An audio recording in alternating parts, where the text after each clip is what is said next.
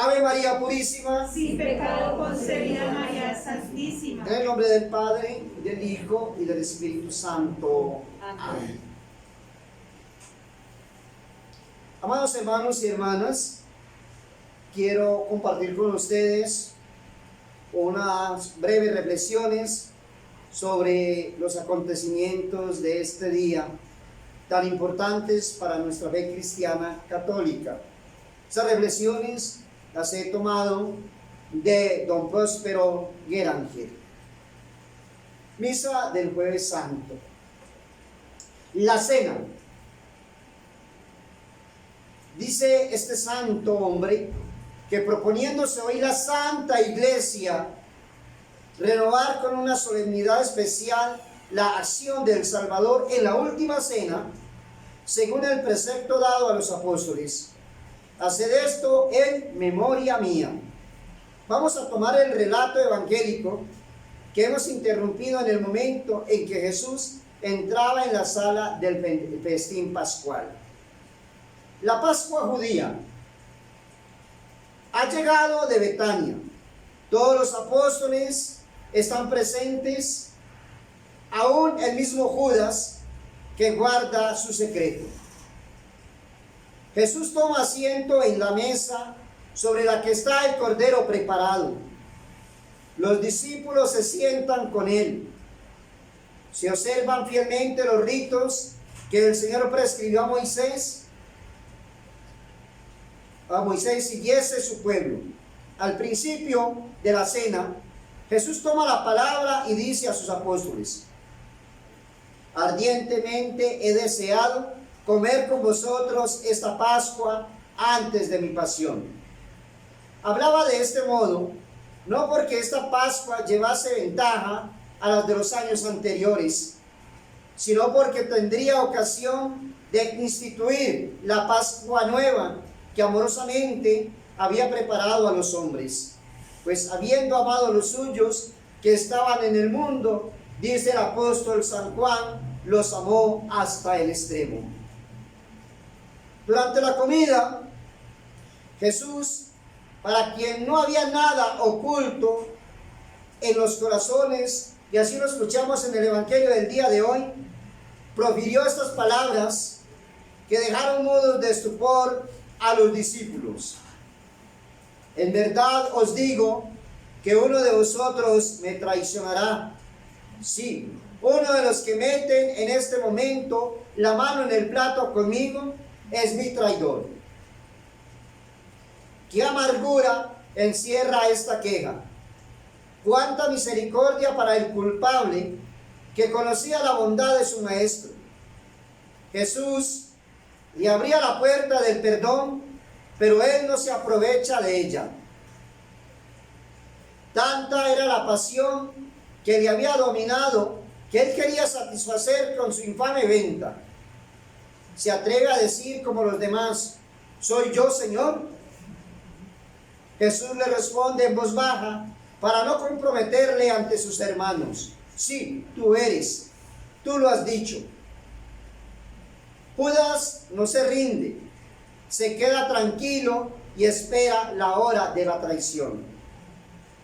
Los convidados, según el uso oriental, se colocaban de dos en dos sobre unos lechos de madera preparados por la munificencia del discípulo que presta su casa al Salvador para esta última cena. Juan, el discípulo amado, está al lado de Jesús, de suerte que puede en su tierna familiaridad apoyar su cabeza sobre el pecho de su maestro. Pedro, sentado en el lecho vecino junto al Señor, que se halla así entre los dos discípulos que había enviado por la mañana para preparar todas las cosas y que representan el uno la fe y el otro el amor. La cena fue triste. Los discípulos estaban inquietos por la confidencia que les había hecho Jesús. Se comprende que el alma de Juan tuviese necesidad de desahogarse con el Salvador por las tiernas demostraciones de su amor hacia su Maestro. Los apóstoles no esperaban que una nueva comida sucediera a la primera. Jesús había guardado secreto, pero teniendo que sufrir, debía cumplir su promesa. Había dicho en la sinagoga de Cafarnaúm: yo soy el pan vivo bajado del cielo. Si alguno comiere de este pan, vivirá eternamente. El pan que yo daré es mi carne para la vida del mundo. Mi carne es verdaderamente comida y mi sangre verdaderamente bebida. El que come mi carne y bebe mi sangre, vive en mí y yo en él. Había llegado el momento en que el Salvador iba a realizar esta maravilla de su caridad para con nosotros. Esperaba la hora de su inmolación para cumplir su promesa. Mas he aquí que su pasión ha comenzado. Ya ha sido vendido a sus enemigos. Su vida en adelante estará en sus manos. Puede ofrecerse en sacrificio y distribuir a sus discípulos la propia carne y la propia sangre de la víctima. La cena acababa cuando Jesús, levantándose ante la extrañeza de los apóstoles, se despoja de sus vestidos exteriores, toma una toalla, se la ciñe como un ciervo, echa agua en el lebrillo y da a entender que se propone lavar los pies a los convidados. El uso oriental era que se lavasen los pies antes de tomar parte en el festín, pero el más alto grado de hospitalidad era cuando el señor de la casa cumplía él mismo este cuidado con sus huéspedes. Jesús es quien invita en este momento a sus apóstoles a la divina cena y se digna ser con ellos como el huésped más diligente.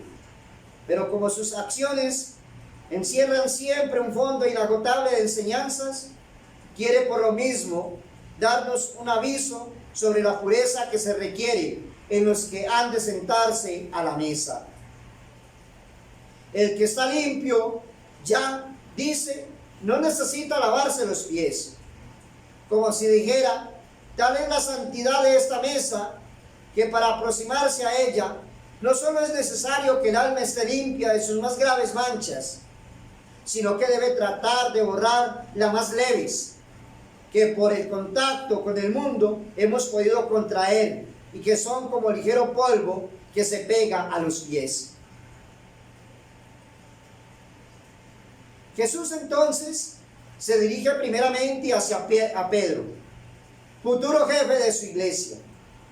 El apóstol rehúsa tal humillación de su maestro. Jesús insiste y Pedro se vio obligado a ceder. Los otros apóstoles, que como Pedro habían quedado sobre los lechos, ven sucesivamente a su maestro acercarse a ellos para lavarle los pies. No exceptúa al mismo Judas. Había recibido un segundo y misericordioso llamamiento. Algunos momentos antes, cuando Jesús hablando a todos dijo: vosotros estáis limpios, pero no todos, este reproche había sido insensible. Jesús, cuando acabó de lavar los pies de los 12, se recostó en el lecho, junto a la mesa, al lado de Juan. A Pedro le ha herido la insistencia de su maestro. Quiere conocer al traidor, que deshonra el colegio apostólico, mas no atreviéndose a preguntar a Jesús, a cuya derecha está recostado, hace unas señas a Juan, que está a la izquierda del Salvador, para procurar obtener una aclaración. Juan se recuesta sobre el pecho de Jesús y le dice en voz baja: Maestro, ¿quién es? Jesús le responde: aquel a quien yo dé un bocado de pan mojado. Jesús toma un poco de pan y habiéndolo mojado se lo ofreció a Judas. Era una nueva invitación, pero inútil a esta alma impasible a toda acción de la gracia. El evangelista añade: después que recibió el bocado, entró en él Satanás. Jesús aún le dice 2 palabras: lo que vas a hacer, hazlo pronto. Y el desdichado sale de la sala para ejecutar su crimen. Entonces, tomando del pan ácimo que había sobrado de la mesa, Jesús levanta los ojos al cielo, bendice el pan y lo distribuye a sus discípulos diciéndoles: tomad y comed, este es mi cuerpo. Los apóstoles reciben este pan hecho cuerpo de su maestro, se alimentan de él, y Jesús no está solo con ellos a la mesa, sino que está con ellos.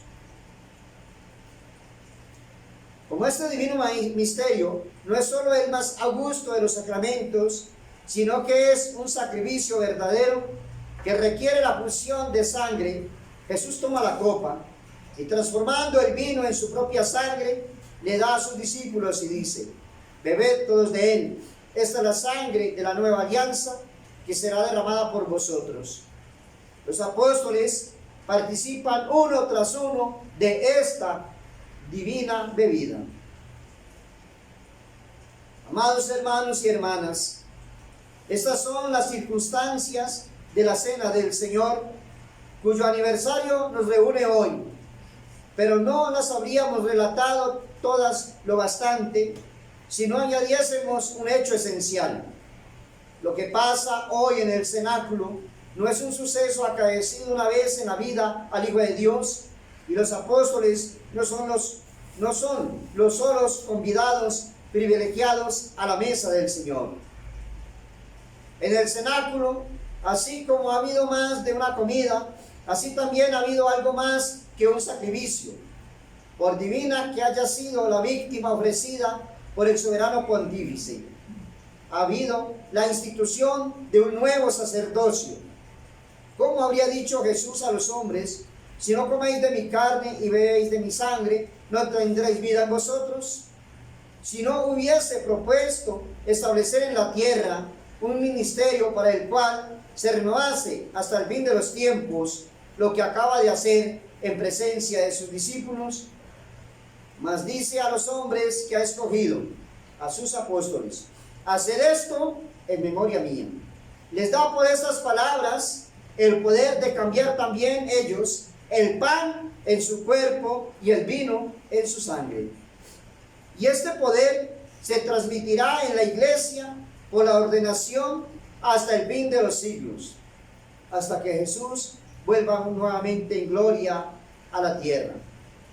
Jesús continuará obrando por el ministerio de hombres pecadores la maravilla que ha hecho en el cenáculo, y al mismo tiempo que dota a su iglesia del único sacrificio, nos da a nosotros, según su promesa, por el pan del cielo, el medio de vivir en él y en él en nosotros. Vamos pues a celebrar hoy otro aniversario, amados hermanos y hermanas, no menos maravilloso que el primero: la institución del sacerdocio cristiano, del sacerdocio católico. Para expresar entonces, amados hermanos y hermanas, de manera sensible a los ojos de los fieles, la majestad y unidad de esta cena que el Salvador dio a sus discípulos y a todos nosotros en su persona, la Iglesia hoy entonces prohíbe a los sacerdotes la celebración de toda misa privada, fuera del caso de necesidad.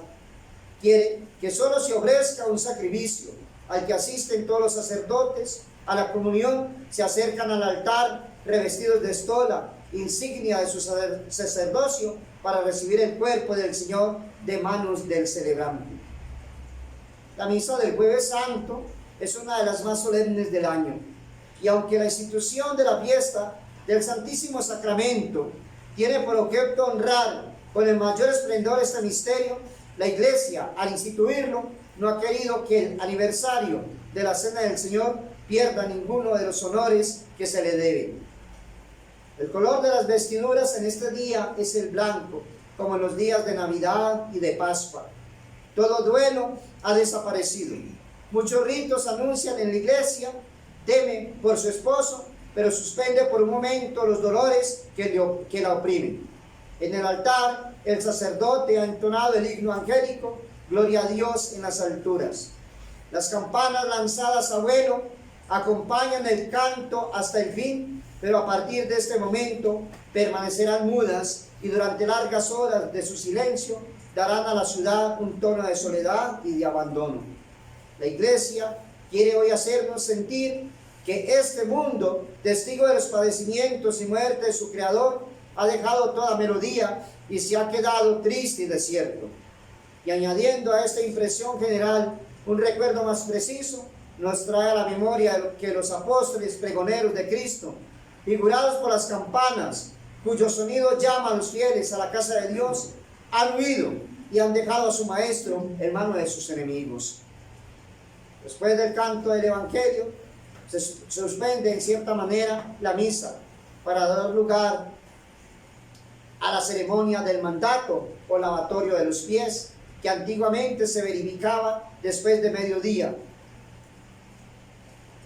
Y así tenemos entonces, amados hermanos y hermanas, lo que nos dice este santo sacerdote, don Próspero Guéranger, en la liturgia, un hermoso tratado que tiene sobre liturgia, sobre este acontecimiento del Jueves Santo. Entonces hoy celebramos la institución de la Santa Eucaristía, la institución del sacerdocio, el mandato del amor. Y en el lavatorio de los pies, pues se nos expresa el amor de Cristo para con nosotros y cómo nosotros debemos amarnos los unos a los otros, la humildad, la sencillez de los hijos de Dios. Vivamos con amor y fe estos grandes acontecimientos de nuestra fe cristiana católica. Ave María Purísima. Sin pecado concebida, En el nombre del Padre, del Hijo y del Espíritu Santo. Amén.